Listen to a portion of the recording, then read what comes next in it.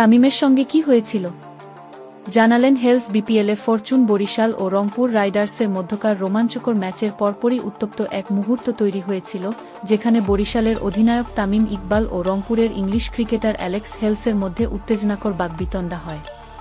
Match শেষে দুই দলের খেলোয়াড়রা যখন ড্রেসিং রুমে ফিরছিলেন, তখন তামিমকে হেলসের দিকে তেড়ে যেতে দেখা যায়। পরে রংপুর রাইডার্সের টিম ম্যানেজমেন্টের হস্তক্ষেপে পরিস্থিতি শান্ত হয়। তবে তখনও বিষয়টি নিয়ে ধোঁয়াশা রয়ে গিয়েছিল। এই ঘটনার পর বেসরকারি এক টেলিভিশন চ্যানেলকে দেওয়া এক সাক্ষাৎকারে অ্যালেক্স হেলস তার দৃষ্টিভঙ্গি তুলে ধরেন। তিনি বলেন, তামিম কি নিয়ে বিরক্ত ছিল তা আমি নিশ্চিত নই। হুট করেই সে আমার সামনে এসে বল, যদি কিছু বলার থাকে তাহলে সামনে এসে বলো, কিন্তু আমি তো কিছু বলিনি।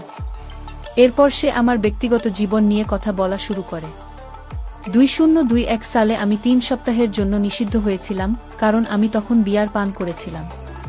কিন্তু তামিম সেই প্রসঙ্গ টেনে এনে আমাকে ব্যক্তিগতভাবে আক্রমণ করেছে।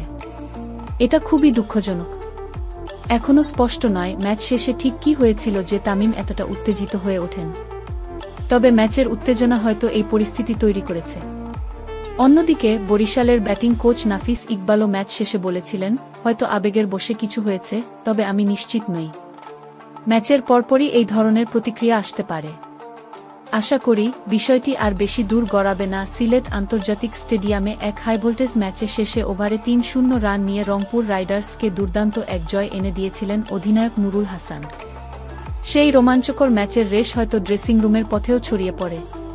তবে এখন দেখার বিষয় বাংলাদেশ প্রিমিয়ার লিগের বিপিএল কর্তৃপক্ষ এ বিষয়ে কোনো আনুষ্ঠানিক পদক্ষেপ নেয় কিনা। নিউজ ডেস্ক, বিশ্ব বাংলার তথ্য ইউটিউব চ্যানেল। সাথেই থাকুন সবসময়। ধন্যবাদ।